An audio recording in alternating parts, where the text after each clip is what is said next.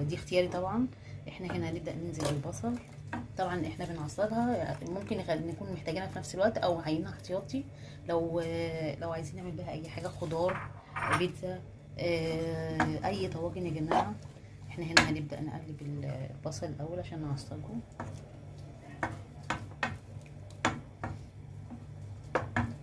واحده واحده كده.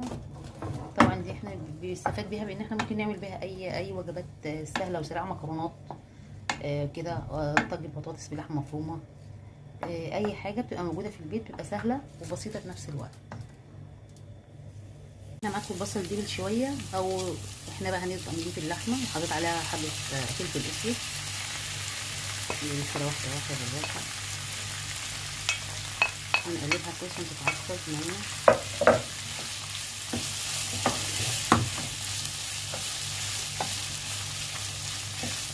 طبعا الملح مش هنضيفه دلوقتي، احنا بس هتبدا تدبل شويه.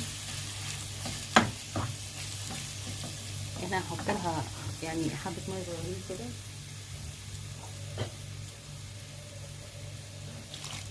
عشان تبدا تستوي فيها.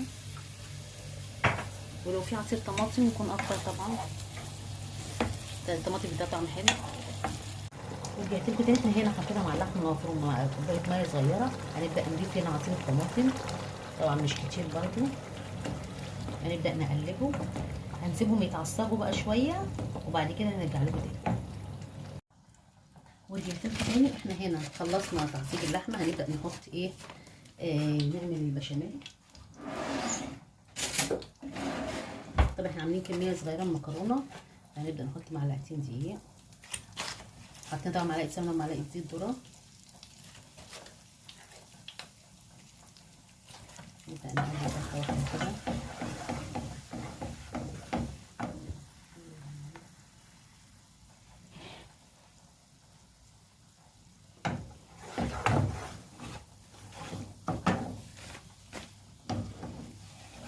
نقلبه كويس معانا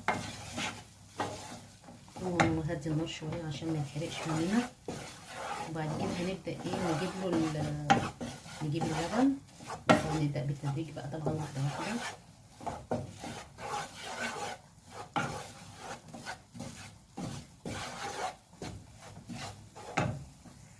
طبعا هنا انا بدات قلبت العجينه هي بتاعت البشاميل. احنا ايه، وطينا النار عليها ونبدا نحط اللبن واحده واحده. نبدا نقلب، يا نهدي النار يا نبعدها عن النار خالص. واحده واحده يا جماعه كده، عشان ايه تبدا تلزق. طبعا ممكن لبن ونص لبن ونص شوربه، او نص لبن وميه، اللي يريح موجود يا جماعه، مفيش مشكله يعني. كده نبدا لحد ما تفك، ونبدا ايه نعلي النار عليها، بس مش دلوقتي، يعني تبدا ايه العجينه البشاميل كلها تلف مع بعض.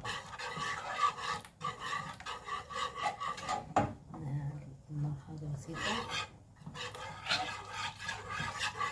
ممكن بقى اللي مش حابب يعملها كده، ممكن يضربها في الخلاط مره واحده دي مع اللبن، بس لما يكون بارد شويه عشان ما يبقاش فيه كلاكيع. انا هنا هضيف لها معلقه شوربه تاني او لبن تاني. نشوف كده. ورجعت لكم تاني، احنا هنا كده، احنا قلبنا البشاميل كويس اهوت، وطين طبعا مطمطين النار عليه خالص عشان ما يتحرقش مننا. طبعا احنا مش هنضيف له بيض ولا اي حاجه. احنا هنا هنحط عندي رشه ملح ورشه فلفل اسود. طبعا مش هكتر الملح لان اللحمه المفرومه اصلا كده كده احنا مقصبينها، وفيها التوابل بتاعتها، وفيها برضو الحبهان واللورة وكل حاجه. احنا هنا هنبدا بقى ايه، نطفي عليه النار كده ونسيب البشاميل ده يهدى شويه قبل ما ونكون سلقنا المكرونه عشان نحطه عليه. احنا هنا يا جماعه اللي حابب يضيف البشاميل مع اللبن ميه مفيش مشكله، اللي حابب يعملها كوبايه لبن وكوبايه شوربه مفيش مشكله، الاتنين كله زي بعضه. احنا هنا بقى طبعا انا مش هحط مكعبات لان كده كده اللحمه المفرومه هتديها طعم حلو طبعا مع المكرونه، فمش محتاجه ان ايه اعمل مكعبات ولا اي حاجه. انا هسيبه بقى يبرد وارجع لكم. ورجعت لكم تاني. احنا هنا خلصنا طبعا سلق المكرونه، وطبعا عصجنا اللحمه انا وريتها لكم، وهنا الصينيه دهناها بالسمنه، وهنا وهنا بقى هناخد ايه، احنا هنا خلصنا البشاميل، فهناخد منه معلقه من المغرفه وحبه كده نحطهم على الايه، على المكرونه عشان نبدا ايه نقلبها فيه. طبعا هو لسه سخن شويه، طبعا ما ناخدش كميه كبيره عشان نعمل وش المكرونه في الصينيه. نبدا ايه نقلبه معاكم كده.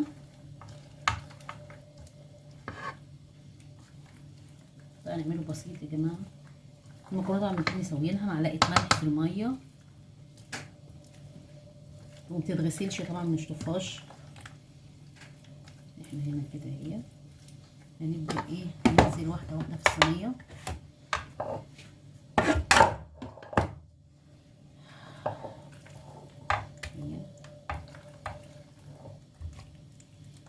طبعا يا جماعه هي الحاجات دي طبعا المكرونه والكلام دوت والبشاميل والكده، طبعا احنا ما بنعملهاش كل شويه يعني او كل يوم، الناس بتعملها كل فتره يعني حسب لو في مناسبه في حاجه يعني، عشان طبعا ظروف الجو اليومين دول والحاجات والازمات اللي الناس فيها، فيعني ما فيش مشكله ما نعمل نص كيلو او كيلو الا ربع حتى عشان الولاد لو بيحبوها او حاجه من دي. يعني ممكن احنا لما نكون معصجين لحمه ممكن ناخد حبه منها صغيرين نعينهم، نعمل حساب لو حبينا طاجن مكرونه بشاميل، يعني حاجات ايه ممكن بعد فتره كده تبقى موجوده، يعني حطينا في الفريزر ولا حاجه هتبقى موجوده، يعني مش لازم نعملها مخصوص لها يعني ميزانيه. بس انا الحقيقه عشان كان الولاد كان نفسهم في المكرونه البشاميل ف قلت اعملها، وبرده بالحاجات اللي هي تبقى متعينه في الفريزر، حبه لحمه كده متعصجين.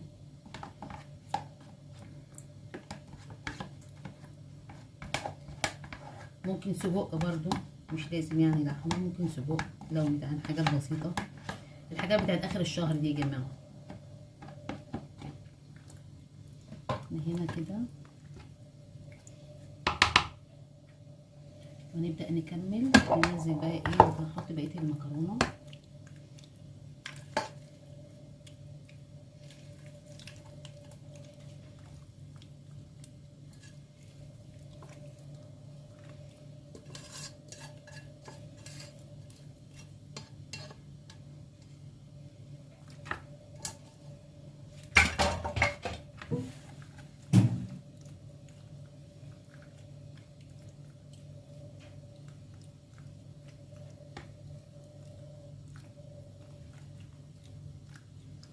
طبعا هنا ما فيهاش بيض عشان بس ايه اللي ما بيحبش البيض وزفاره البيض، والبيض كمان غالي اليومين دول، ف ممكن نحط على الوش معلقه سمنه او زيت ذره برضو.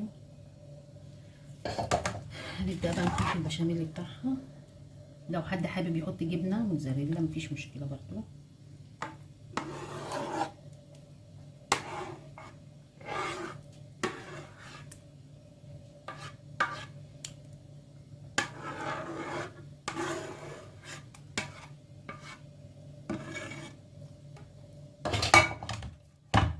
نبدا نفردها كده.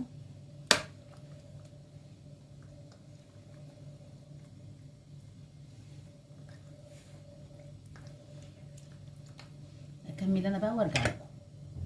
ورجعت لكم تاني. انا هنا ظبطت الصينيه اهوت يا جماعه، حط لها معلقه سمنه على الوش كده، فردتها على وشها كده عشان لو اللي حابب بدل البيض، هي كده كده هتبدا تتحمر كويس معاها، فندخلها الفرن بقى وايه ونرجع لكم تاني. قلت لكم تاني احنا صينيه المكرونه بشاميل خلصت يا جماعه، احنا بس ايه هنستنى اما يبرد واقطع لكم منها عشان هي سخنه لسه مطلعاها من الفرن. طبعا وشها محمر احمر اهوت، مش محتاجه ولا بيض ولا اي حاجه. انا اما اقطع لكم كده قطعه كده او ما تبرد هرجع لكم.